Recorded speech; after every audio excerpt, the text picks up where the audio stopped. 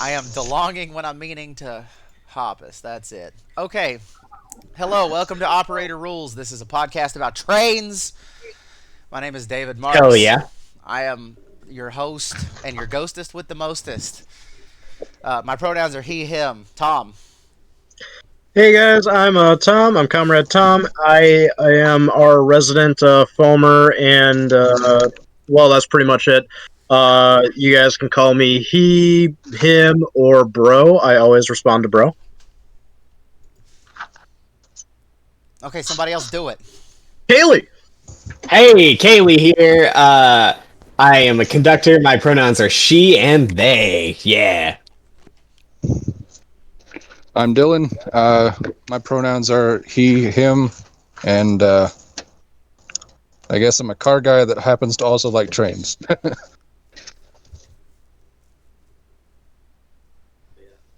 All right, I am introducing Jason Fifi. Pronouns are probably He and anything. him. Yeah, I answer to your mom's box. Sick. Jason Fifi is a legend in many Alabama circles. Not only has he played in the worst band that I was ever in, Jason is a socialist icon, politician, comedian, actor, musician, music teacher, and all around wonderful human being. A good, wonderful friend of mine and the host of a podcast that not only I have been on, but other greats like Justin Rosniak have been on, and it is called The Great Satan. Watch it. It is. There's a lot of dancing to the death of imperialists. I like it a lot. Oh yeah, we have fun over there. Um, hell yeah, that was the best intro on a podcast I think I've ever had. You deserve That's it, wild. King. You deserve it. I I had feel to. so welcome. Thank you. The last time I saw him, I had to stop him from running drunk through a Taco Bell drive-through. So I owe him. I owe him for me getting to enjoy that experience. Hell, you I regret. I regret where I live because now I want to hang out with the fucker. Yeah, it's like one of like four good things in Alabama. All right, so I'm gonna get this rolling because we will sit here and just stroke each other's dicks all night. This is true. So, welcome guys. Today is what we've been calling all day F40 Friday. Woo. No one make a hashtag out of that. We will be very upset with you. It already exists. Yeah, see, now I'm already upset with people. So today we're talking about what is probably what everyone thinks of when we're thinking of Amtrak. If you are someone of about our vintage, you probably remember these pretty well.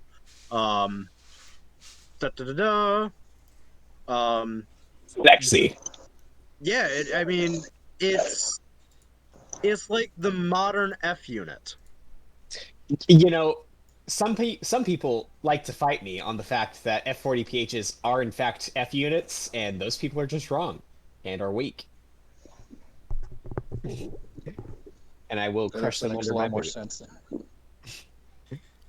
No, I mean it makes sense. You're talking about a locomotive that's built for passenger service, built for high speed passenger service, and it's a cowl body. You've got, I mean, it honestly just looks like they rendered a an F unit on an 80s PC. Of course, it wound up boxy. The graphics weren't that good.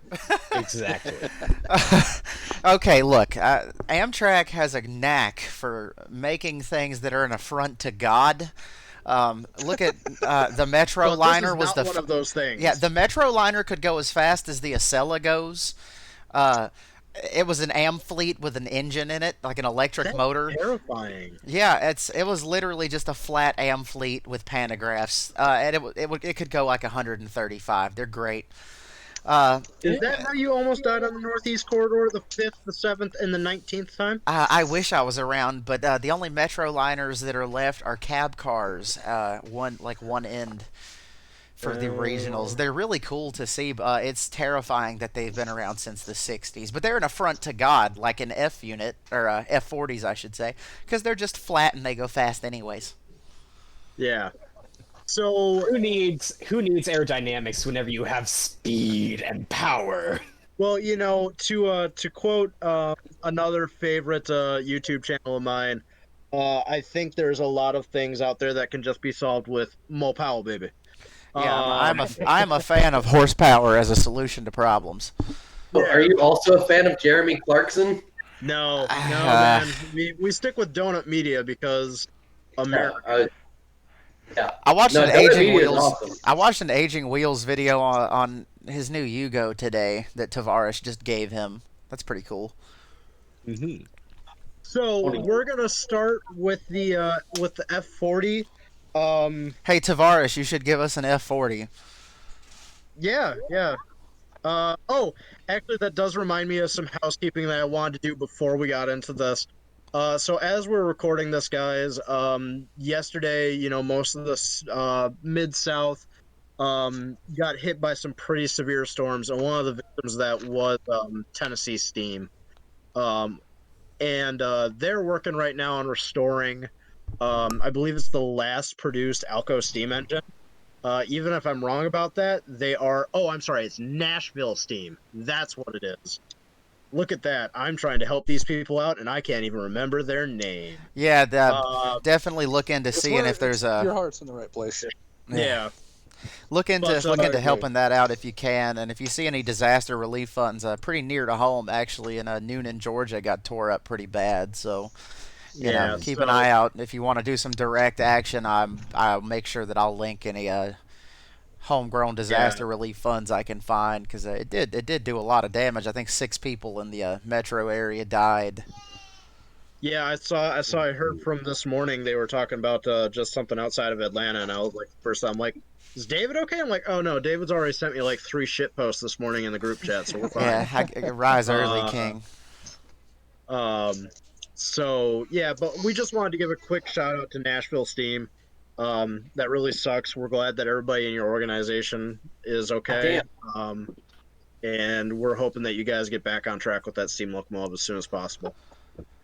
So anyways, now that we've finished up the thing I meant to hit first off in our podcast, let's go back to the beginnings of Amtrak in 1971. Also known as the end of PC. Oh God, R.I.P. the goat, Penn Central. Yeah, as David Sky will just tell went. you, Penn Central did nothing wrong except for lose boxcars, have horrible track maintenance, and eventually go bankrupt. That one time they lost a box of teddy bears and then thought they put it in the siding, but it turned out it was a boxcar full of express mail.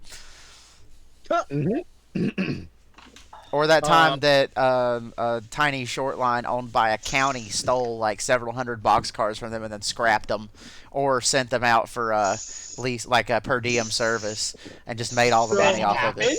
Yeah, no, they just painted them. Once. They just painted them. That happened more than once. Cadillac in Lake City bought 40-foot boxcars from PC, and then PC accused them of stealing, and then he's like, "No, I've got the receipts." And PC's like, "No, you stole it." And they're like, "No, your paperwork keeping's just shit because you're going bankrupt." And they're like, "Oh no, you're right. Those are yours. We're sorry." So They just to another tangent point for everyone. Everyone go to the Penn Central Facebook group, Penn Central Facebook page, and harass them that they need to get in contact with us so that we can do our Penn Central episode. I'm in loose contact with a couple of the Penn Central guys. Yeah, but they're very strict on their anonymity, and I'm told they're working on a similar podcast. So we already talked about it. That has 7.8K thousand likes. Yeah, Penn Central Transportation Company. I put the wrong thing in. Let me try that again. Do that one more time. Transportation. Found it. Is a group you said? That's a quality page, by the way, guys. If you are on our podcast and you're not following that page, you need to fix that. Mm-hmm. So now that we have endorsed somebody that needs some help and encouraged mild bullying of one of our favorite meme pages, back to our subject at hand. Yes. So when Amtrak's formed in 71, It's basically formed because PC is going bankrupt and they're supplying the majority of passenger rail. And the federal government realizes we can't have a not a passenger rail system in this country. So a lot of all the passenger services consolidated into Amtrak. I'm sure I've gotten several facts of this wrong. There's probably more nuance to it, but this is the gist of it, and this is all you guys need to know. In so doing, passenger equipment from all these different railroads gets transferred to Amtrak, and so um, you wind up with stuff like this. This is an E unit that was probably ex Penn Central. You can tell just the front pilot's super bashed. Just some other details that make this. I'm fairly certain this is an ex NYC unit. Everyone correct me when I'm inevitably wrong. But it does look like it's ex NYC to me. Either way, Amtrak starts and they have just a hodgepodge of collection of Hello. Yeah, I'm on of push to talk. locomotives. They've got E's, I love they've you. got F's, they've got And- GG1s, which And every one of them looks goddamn good. Early, yeah. early Amtrak And the- paint is just excellent. Honestly, if I was going to model Northeast Corridor or anything like that, I would do it just super early Amtrak, because man, if you like doing passenger trains, you get to just roll the dice on whatever model you'd like to buy. Tom, why do you? The Northeast Corridor looks about the same. You can model I'm every sorry. era at once. I'm sorry, let me. Yeah, never mind. So I would probably do like Chicago, because you'd get so much weird stuff. Oh, Mhm. yeah, I did. But, anyways, so that's what Amtrak walks into. They've got this collection of hodgepodge stuff. They paint it up. It looks amazing, and it also looks awful at the same time. Oh yeah, none of Um, it. And None you of know, it's like good. yeah. It's it's none of it's a good service. It just looks good. It looks good to us. I would not want to ride on that. Oh no, no. It was kind of. I mean, and so you guys got to remember, Amtrak's formed in '71. They're using E units that are, from the early to mid '50s, if not from the late '40s. So, a lot of these units are going 20 or, close to 30 years. And again, the majority of these come from Penn Central, which, spoiler alert, they haven't been maintained well. Yeah, and you also have to remember that despite the fact that the 567 and its derivatives are real good prime movers, they became real good prime movers over 30, 40 years of development. These locomotives, unless they're re-engined, rebuilt, and rewired, you're talking about early diesel technology. This is first generation. This is since you've moved out of transitional era with like Fairbanks, Morse, Lima, as things start to shed off and it becomes a three market competition, you're still talking the first generation of honestly and truly reliable locomotives. So, despite the fact that by today's standards, the 567 is regarded as a good thing, these are early locomotives. You're talking, I'm basically going to have to rebuild it, or it's going to be old. And let's reiterate, these were not rebuilt, these were not upgraded because Penn Central. So this is what Amtrak starts with. And it works for a while, and they're going to continue using these different locomotives on a lot of their regional stuff, even after they order these bad boys. Ooh. Yeah, everybody got a little hard there, and it's okay. Okay, look to the left. Oh, Just good, look I'm over not there the to the only left. one. I want you to just Just look over filled there to the out. left. See that? You see that ACL, SCL split image unit over there? That's good. Uh-huh. That's good stuff. Yeah, see, I told you everyone was going to get hard. A lot of us got hard for the SDP40F. David's over there like, I think I see some SCL. I want you to look Hello. at the ugly paint scrape marks on the nose from that handle right there, and I think that is the coolest thing ever. Mm-hmm. These are just objectively cool locomotives. I also like the ACI tags on the side of them. So this is, and if you guys watched our last week's podcast, which, by the way, thank you for everybody who just immediately started watching this last week. Yeah, holy or shit, we actually got like I earlier think this almost like week. 500 views on that already. That's kind of nuts. Yeah. So that's another point. Don't get used to the frequency of videos that we are putting out right now. We got really excited and made a bunch. Yeah, that maybe Everyone I once a sent week. it to had wonderful things to say. I know we're trying not to do like too much derailment or whatever, but like one of the comments I got from somebody about y'all's first episode was that it was like Bob Ross carrying 1 million tons of freight. God damn, that's wholesome. So this person did not give that much of a fuck about trains, but watched the entire episode because it was just so positive and like just good vibes, you know? Mm-hmm. I thought that was pretty cool. We Hot feel damn, good. yeah, that Thank makes you me feel for great. that. Makes me feel all warm So and fuzzy. these things we talked about them a little bit last week.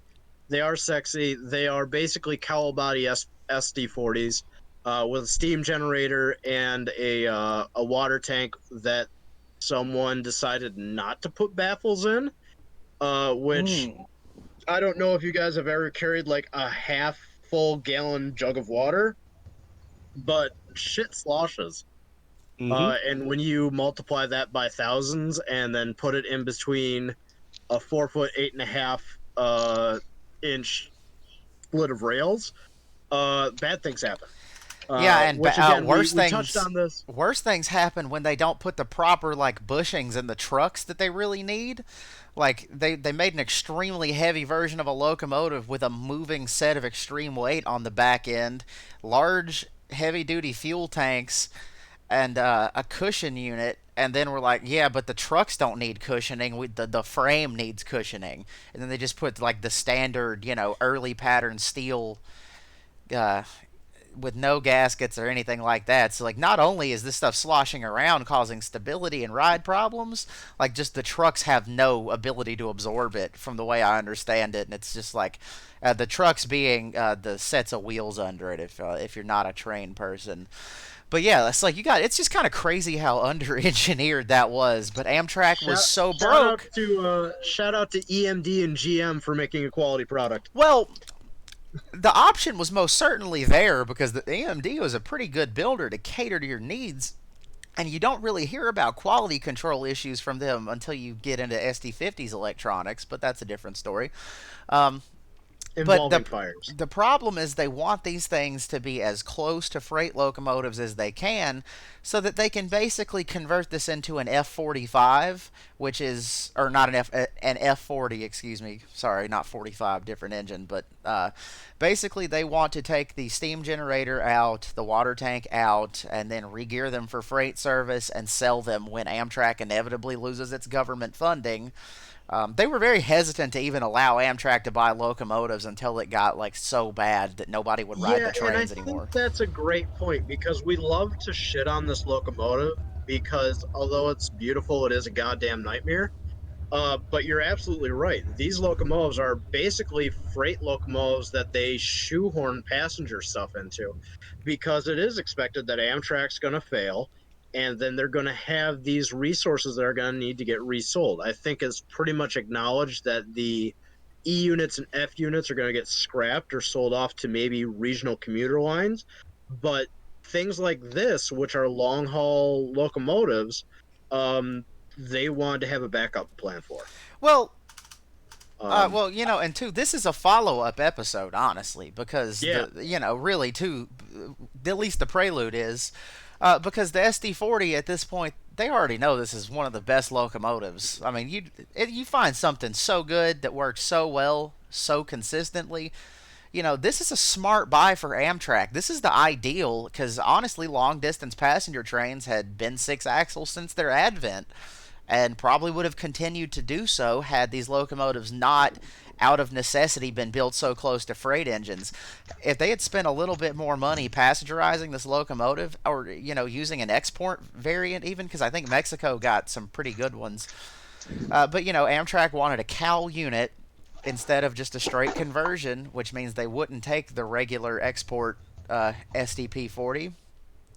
And that's how you end up in this situation. You know, they need it to be the way that they feel like they have to have it, but it's also got to be cheap and it's got to be resellable. And that's the depressing reality of having non-effective socialized rail.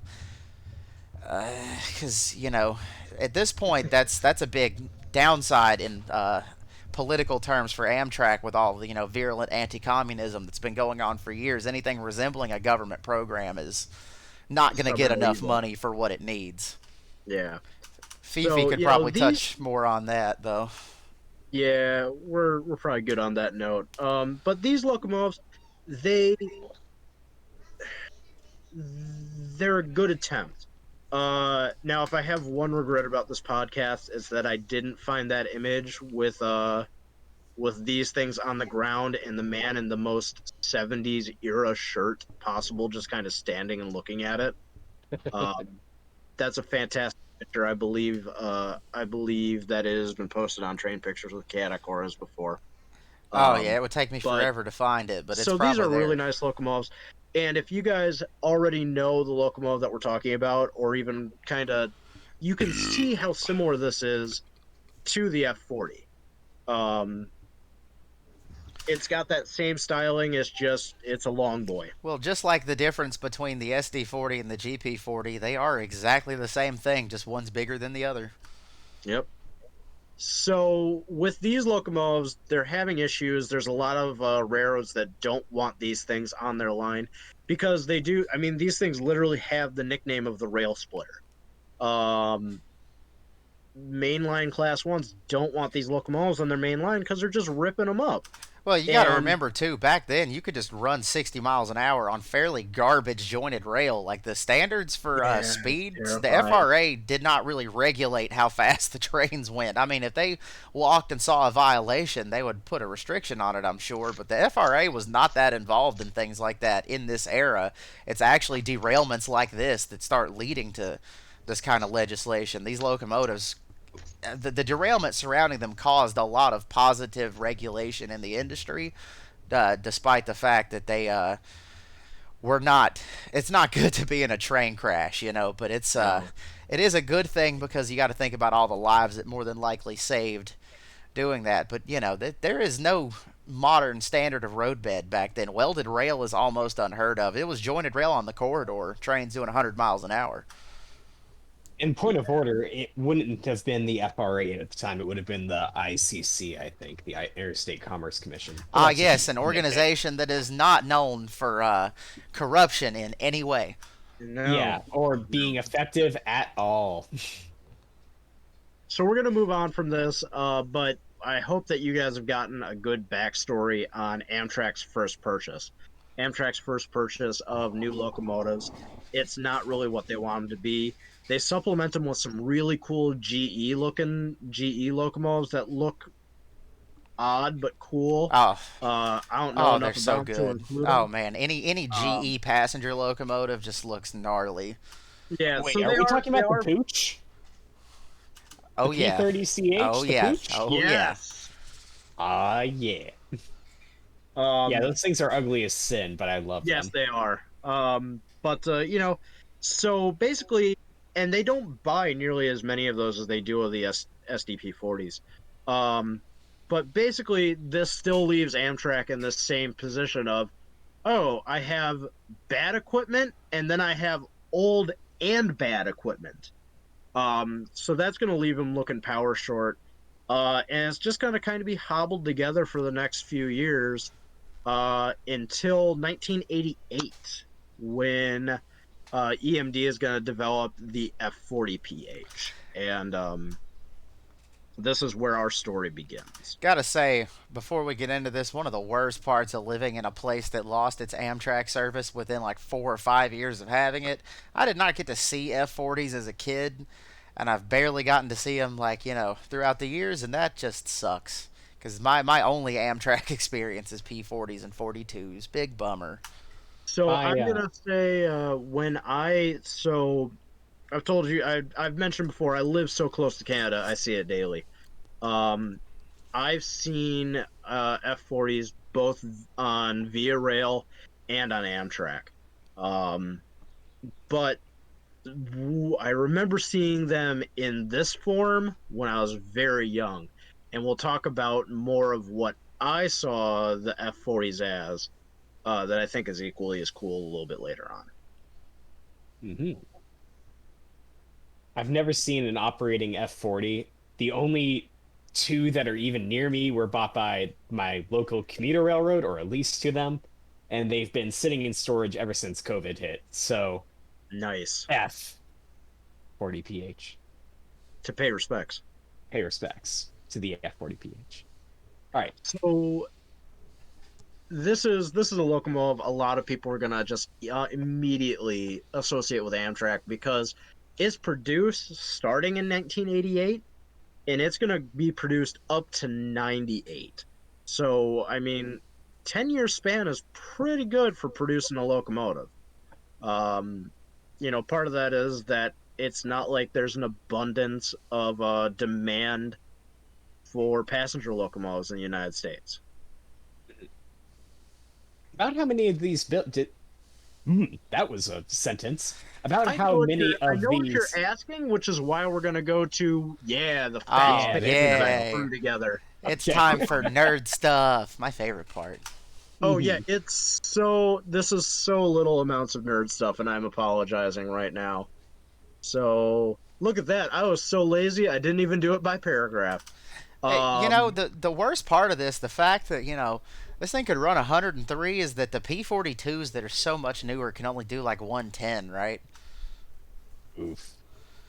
yeah, but The there's necessity. one of those things we have to talk about our practicality again. Yeah, because it's not like there's Uh anywhere they can really run that besides the dedicated, like the Wolverine, and I think there's like one in Illinois maybe that can go 110. But the Wolverine doesn't even get up that fast.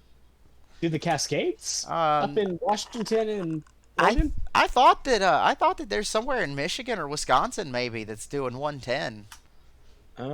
If there is, it's news to me, but I haven't foamed in a long time here. So, or I haven't passenger foamed, I should say that, because with me being at the end of the line, the only time I get to see Amtrak is like 5 a.m. in town or midnight, and your boy likes sleep. Yeah, I'm fortunate right now that it's starting to get later, dark later, so I can see them coming in sometimes. Usually I might see one getting up to leave for work, and depending on where I work, I might see it after it leaves its layover. But that's at work, so I don't really get to enjoy it. So I work an hour from home, and if I am in at just the right time at about 7 o'clock, I cross over the same main line that goes to the house. I often think about if my commute would be shorter if I just hop trains. Um, but there are times I will beat the Amtrak, but it's been a while since I've done that. I usually get to work in time to catch the signal at a high green, and I'm like, oh, cool. Amtrak's probably like 5 minutes out. So I haven't seen Amtrak in a while. But yeah, we go back to where's the? I mean, it's cool. It can go fast as hell. Uh, but the question is where. And I mean, even today, we're asking the question where. Um, because nobody wants to let trains go that fast And I anywhere in the personally want to U.S. see trains go that fast every day. I mean, hopefully without derailing and blowing my town up or anything. But man, trains look fucking nuts at like 70 miles an hour. I've paced trains through Race Pond, Georgia, coming out of Waycross, and I think they run 79 through there. Man, that is scary in all the right ways. Yeah, can confirm that's terrifying. So I was at the Lapeer Depot in Lapeer, Michigan. That's a beautifully restored Grand Trunk Western Depot. And it was when I just got my new camera, and it had been a long time since I'd been close to a freight train, and that passenger station is just plopped on the main line. I think they took out the passing track for it, and it's just plopped there. Um, Holy shit. CN runs at least 70 through there because it's welded rail. It's heavy welded rail on an international route. Um, I about shit my pants because I was like 20 feet from the track, and I'm like, there's no moving. There's no moving. And if there's anything on this car that's not 100% on the car, I'm dead. So I had my moment of remembering that I'm not that much of a hardcore foamer to get that close. Yeah, I mean, I worked on the Northeast Corridor for about 5 years, so you just get used to 130-mile-an-hour trains. You just eventually, it never stops being cool, but it does get a little less scary. What's scary? It's not scary when you know they're coming, when the watchmen do their job. But either if the watchmen suck, or if you just, like, if you're in the cab or doing something, you don't know which way it's coming from, they make no sound because they're electric. It's literally just, you'll be minding your business and you'll hear a horn blare and it's just a blur. Like 12 cars will go by in like 3 seconds. It's unbelievable. Electric locomotives, the silent killer.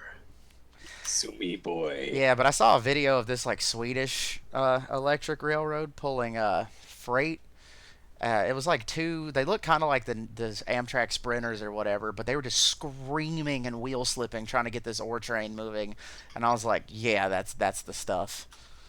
I feel like they should have like some sort of like small siren on them, like the Stuka dive bombers had in World War II. Yeah, when they they do. start It's to called dive. it's called Twin K5 LAs. All right, so back on topic. These were the extensive facts I collected. The most amusing one that we found was that the F40 is actually on a Canadian $10 bill. And I kind of want to, when the border's not closed, run across the border and go get a $10. It's only going to cost me like $7.50 anyways. Right. There you go. Yeah, look at that. That's cheap money. I paid $7.50 for $10. So, and then there's 506 produced to answer Kaylee's question that we committed to answer and then promptly didn't. You're good. There's, if I remember the breakdown correctly, it's like 475 by EMD, and then 31 by the other set of letters that just basically means produced in Canada. The No, GMD. Or GMD, yeah. So yeah, Yeah. this wasn't where I meant to go with this. I meant to have a picture of the $10 mark, but I think I deleted it, and then David said we were starting the podcast, and I just panicked. Yeah. So this is one of the Via Rail ones. We put in here because I think Kaylee mentioned it, and I was like, "Holy fuck, I remember that! That was super cool." And so then we had to look it up. Man. So I Is don't it already know. on the page? It looks like it belongs on the page. Oh, it's gonna go on the Yeah. page. It's going on the page. I don't know. I don't know why they did this, but I am very happy that they did. I mean, it was an advertising I'm thing. gonna They got paid for Google this, but Swiss cool. um, You seeing the thing I'm in the going to guess like? that's French. I'm yeah. gonna look that up because I think that will give us a clue. I think that is French, yeah, because this train does run through Quebec. It's an advertising thing. Amtrak has done this with the Postal Service and with Coca-Cola, because these trains are seen by a lot of people. That being said, we really should, because I think I actually have already posted this on the page, but I think we should do a Macho Man Randy Savage edit. Are we Yeah. ready? Oh, yeah. All of us Well, on like- 3. Ready? 1, 2, 3. Oh yeah. Brother. Oh yeah. Oh my god, if that ever got in a wreck, can you imagine your death being the world's best pun? Because that's just so fucking funny. Oh, Oh, magical. God. I think there was also Car will off the tracks and advisor? you're looking out the window going, oh no. Yeah. But actually, oh yeah. Yep. So we're gonna move on to. These are not just bought by Amtrak. 210 joke. Hmm. 210 joke. If you get it, you get it. If you don't, good for you. Yeah. So these are, I mean, we're talking about them with Amtrak because so many of them we default recognize them with Amtrak. We ain't Um, cultural. We ain't got Metro where I'm from, so I think Amtrak, because at least that was like driving distance. well, yeah, like I never got to see Metro Amtrak, Metro Amtrak. I never got to see these locomotives in person. But these are, as Kaylee mentioned, they are bought up by commuter lines. Some of them are being bought up used. Some of them were bought new. Because the other part about this is that we talk about there's not a lot of demand for passenger locomotives in the United States. Well, when you're the only one producing the passenger locomotives in the United States, and they're the only ones that are new and not F units, It turns guess out what? it People pick turns them out the up. demand is in fact there in small Yeah. numbers. Yep.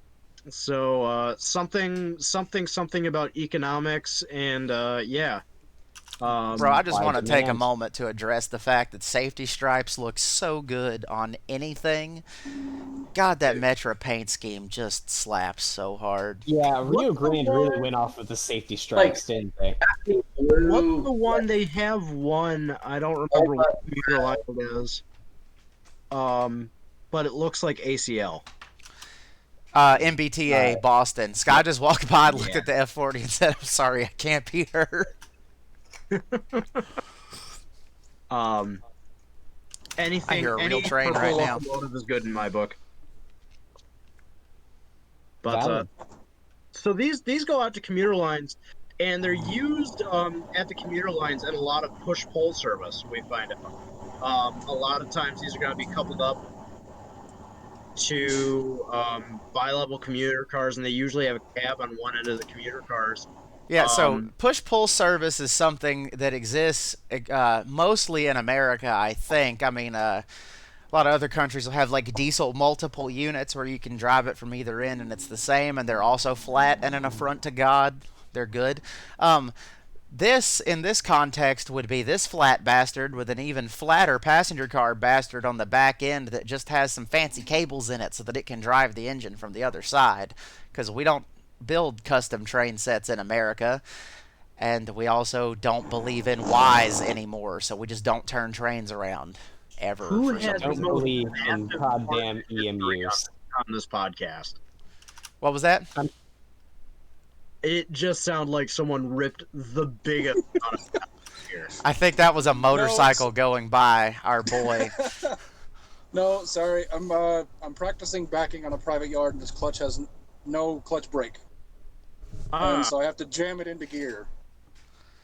Gotcha. I wonder why it sounded like you were driving for a while. That was Sorry about that. Yeah, it's multitasking at the best.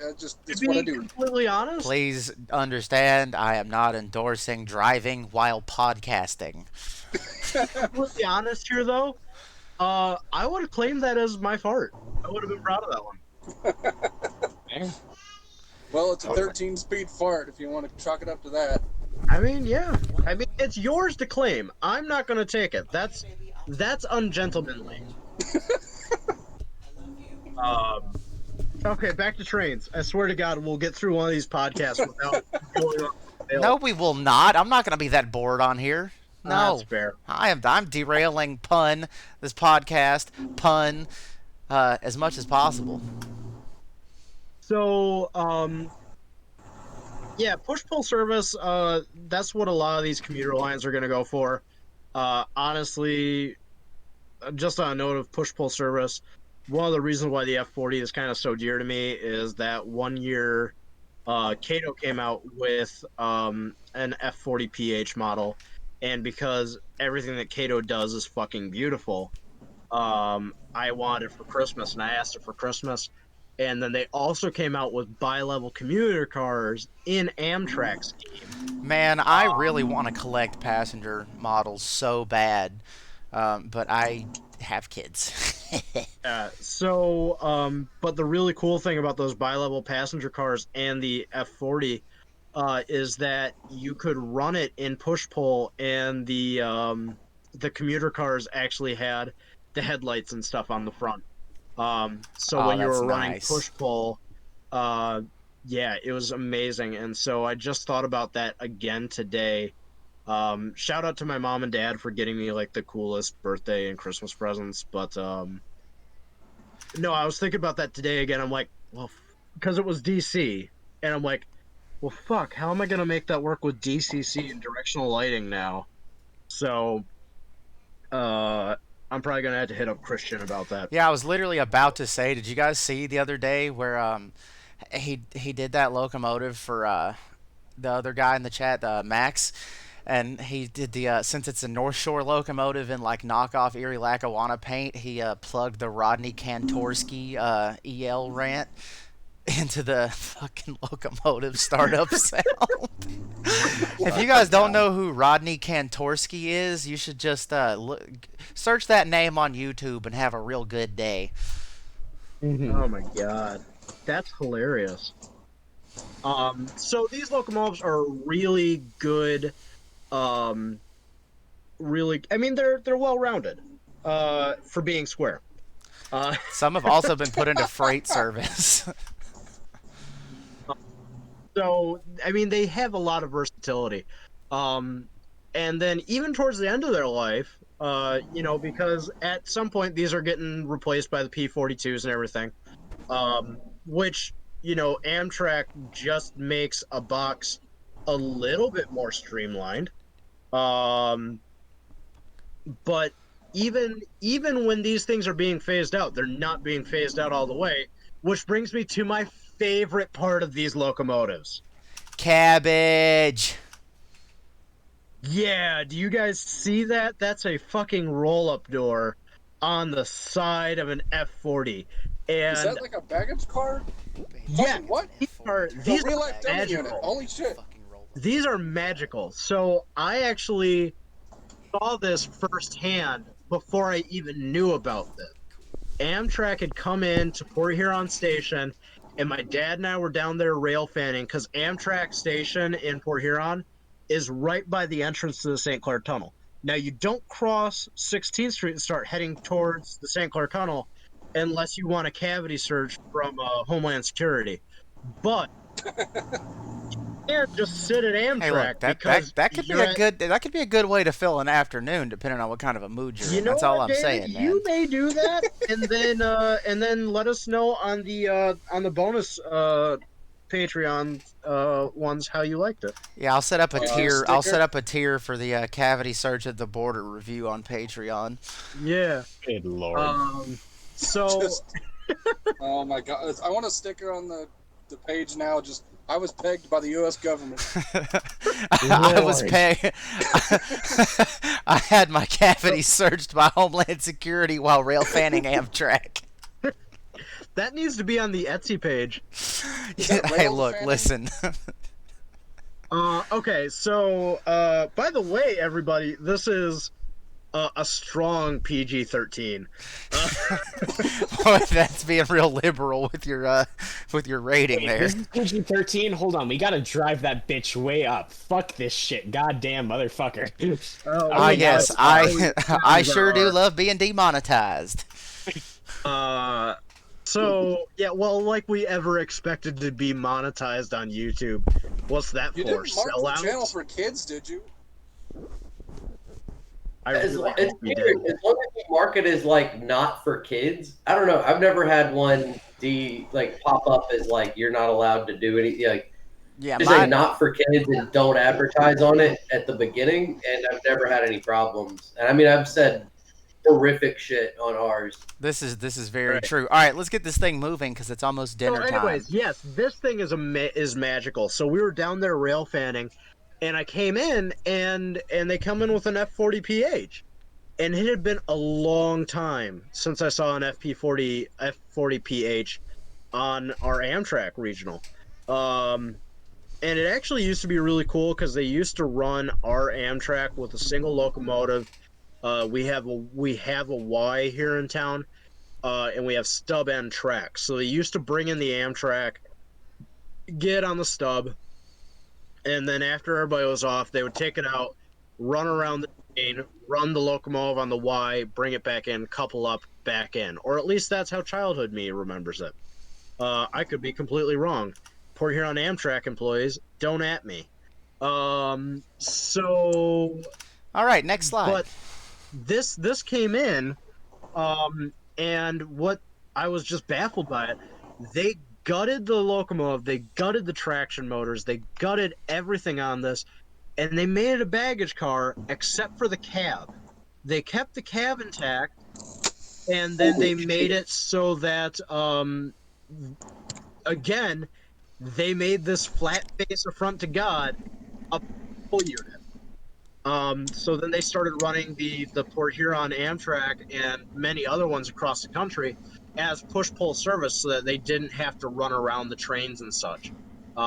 So even after their useful power life, they got a second life, which was really cool for these locomotives. I'm just going to turn it into my shed. What? I'm just going to get one. I'm going to buy one from Amtrak with our Patreon money, and I'm going to turn it into a shed. I'm going to build a model railroad in it. I was just going to buy one and turn it into my house. So, I don't live in neighbors? So that actually inadvertently brings us to our Patreon. If you guys didn't catch our video yesterday, we have set up a Patreon.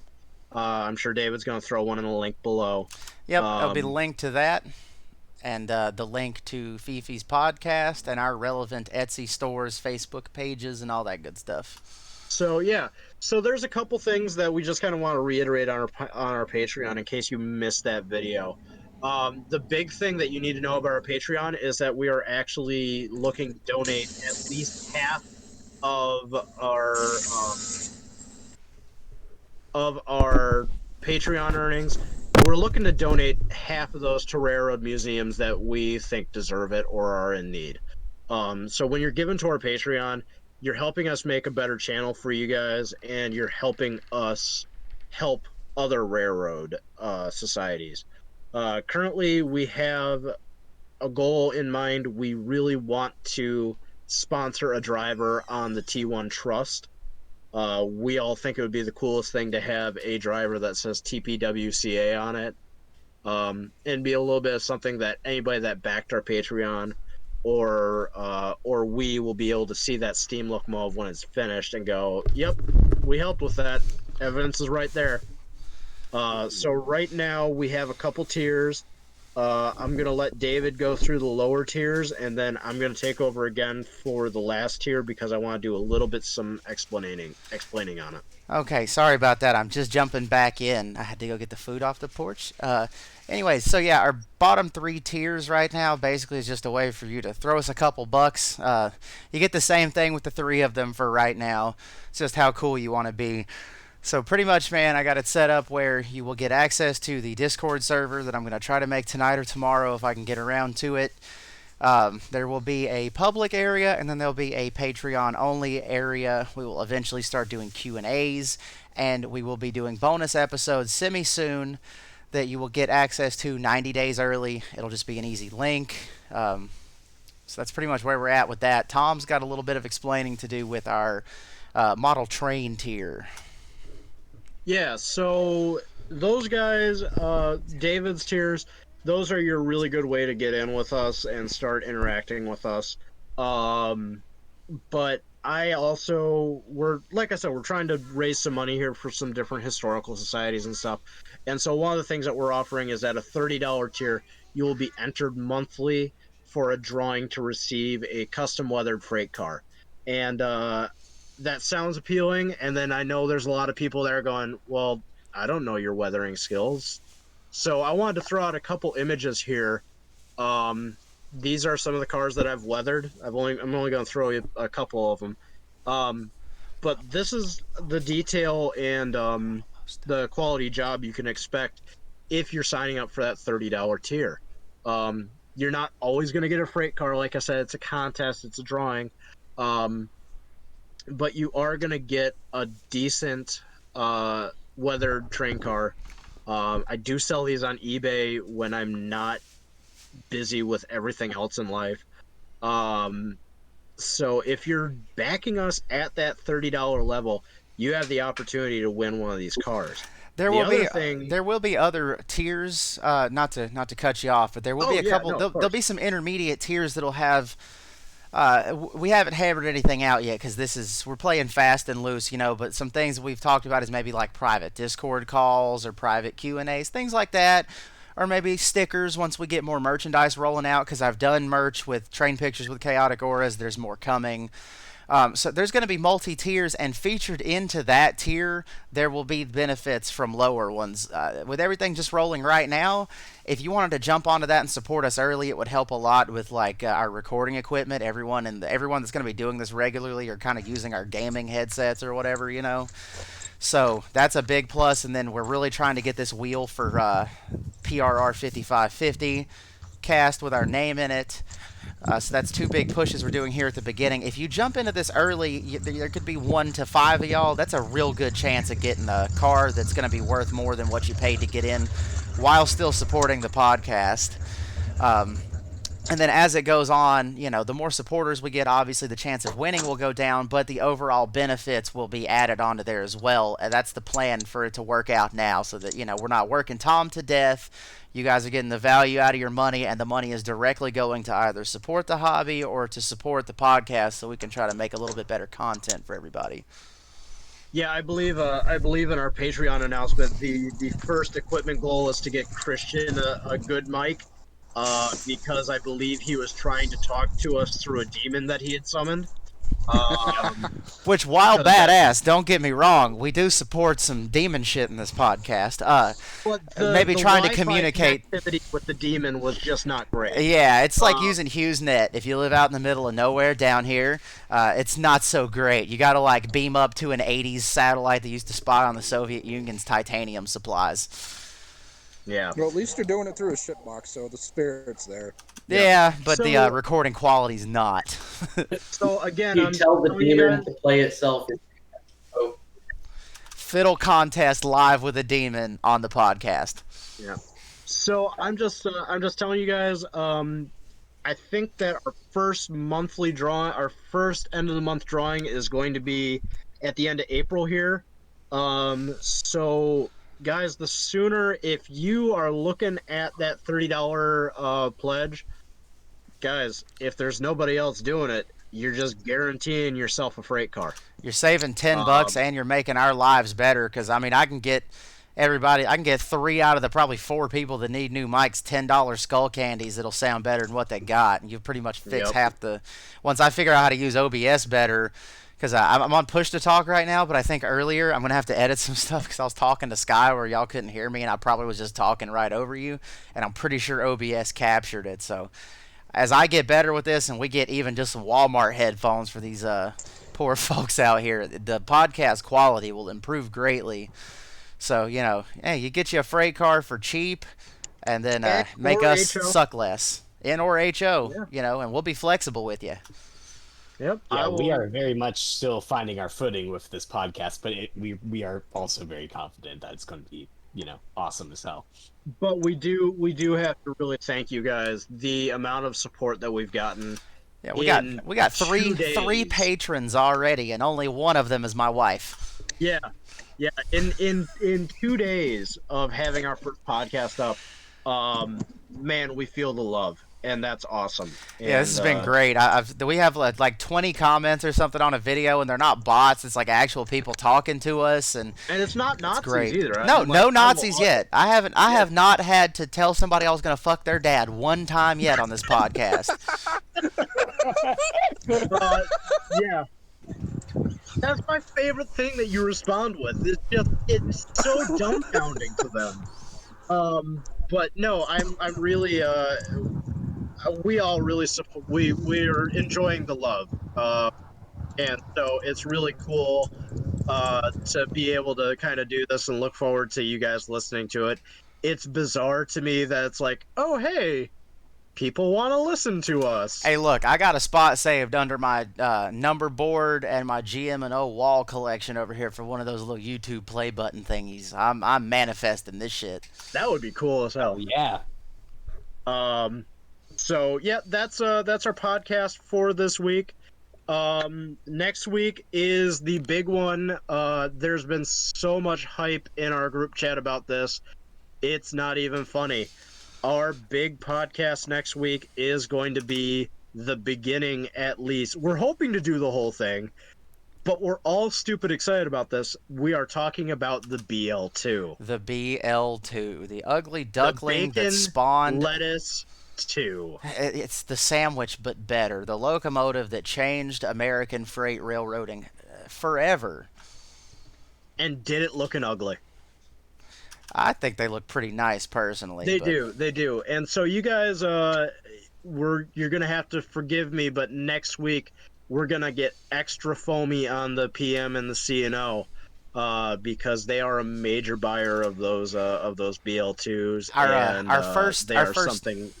Our first Patreon video could possibly be something like that for you, the free one. We could do a quick, fast, and easy, let you just talk about PM, the whole thing, man. We can do that anytime. Yeah, that's not going to be a quick Patreon video, but yes. So, I mean, there's lots of content in the tubes, guys. We actually do have a season schedule, kind of. It's more of tentative shows that we're going to do. I'm kind of taking on the role of the most bullshit producer in the world. So we've got a list of shows coming up that's going to include stuff like USRA Steam, and I mean, just a variety of stuff. We're not going to just cover diesels. We're going to start covering some Steam here pretty soon. And then at the end of the season, we are looking at starting our CSX saga. And, Also, I'm going to be honest. It's a completely arbitrary term, and we have no idea what a season means. Exactly. I'm going to be honest. I mean, if you can think of anything about trains for us to talk about, if we don't plan on it, you can tell us, and we'll start planning on it. Maybe we can do polls in the Patreon at certain tiers for what bonus episodes you guys want to see. We can work that in. But, we all just love talking about trains, and I'm pretty sure that literally any time three of us could get on here and talk, we can do this. I will do it with just really fun. I thought of earlier would be like the economic terms differences between socialized funding and socialism as it would apply to centralized planning or whatever. So you can have trains with managerial privatization, but that's not socialism. Does that make sense? Well, and I would a deep dive into how an evil government can do trains, right? Versus how a good government would do trains. I have a really good idea for a mini series that I've been kicking around in my head, and I've been trying to work with the folks over at Well, There's Your Problem to get them on here at some point, and it sounds like that could very well happen next week, maybe, if we're lucky. I love those guys. I love their work. This is mostly a rip-off of them anyways. You and I both are friends with them. I would love to do a mini series adjacent to the Operator Rules series. It could be the same channel, but just a subset of us with the ideally us, them, and whoever else in our little friend group, to talk about the subset of what the larger impact politically and really those things you were talking about there and all kinds of other stuff. I have a whole little fantasy side series for exactly what you're talking about in my head. I would love to put together, but we have to let this flesh out a bit. But I was going to say, if you even think that there might be an episode on it, at some point there probably will be. I watched this guy, Drakenafel, that does naval stuff, and he literally says, if there's a ship or class, I will eventually do a video on it, albeit it may take me 5 years. Just know it is coming. And I feel like between us as a group, we have a literal wealth of content that we could never stop talking about trains and the impacts they have on life. And I would say that as we get rolling over the years, because I don't care if nobody watches this personally, I'll just get together and talk to you guys.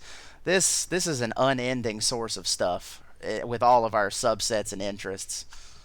And some of the other things that we might get into, especially for some of the Patreon stuff as a teaser, I am working on a 1976 rendition of the Chessie line in Michigan, on its way to the Lake Michigan car ferries. And that's a layout that's been in the works for about a year now. We might do some sneak peeks of my layout, at least, maybe some other people's projects. And the cool thing is, this podcast is based around a Facebook group chat that we have with some page admins and just random people, especially like just real nice folks from tpwca that model are all in this chat, and it's just because we all like the same things and we model. So there's going to be a lot of modeling stuff tied in with this as well. Absolutely. I hate to say it, but I, as always, have kids. I have to go ahead and close this thing out. So let's do. I haven't been meaning to rush, but life. So let's close out with our. It's always fun. Let's close out with our advertisements. I'll go first and leave y'all to it. Train Pictures with Chaotic Auras, TPWCA on Instagram, Facebook. I'm going to link the Patreon. I will link the Etsy store. I will link Comrade Tom's eBay once he has things to sell. Yeah. Take it away, guys. Just double hitting on our Patreon. We really enjoy the support that you guys are giving us, and we would really like to be able to sponsor 5550. Also, you guys, I know that a lot of things have happened since the beginning of this episode, but if you guys got a couple bucks and you're looking at us for a Patreon or Nashville Steam to help them get back on their feet, for this month, give it to Nashville Steam. I agree. Oh yeah. Same. I don't have a Patreon. I just have a YouTube channel or whatever. Wherever you want to go see the Great Satan or watch the Great Satan. I'll be cranking out episodes here. I got 3 planned for this weekend, so I'll have content coming. My YouTube is Jason Fifi. That's JASON FIFI. Same with Twitter, Facebook, all that. It's all the same thing. JASON FIFI. Jason, thanks for coming on today. It's actually been really cool to have you on. Hey, thanks, Tom. Appreciate it. Yeah, I don't know everybody else except for David, so nice to meet the rest of y'all. Good to meet you too. This is the first time I've Good to been on, meet you so as it's well. kind of awesome. All right, guys, we gotta let David go. He's got kids to take care of. All right, love you guys. I'll see you in the group chat. Them damn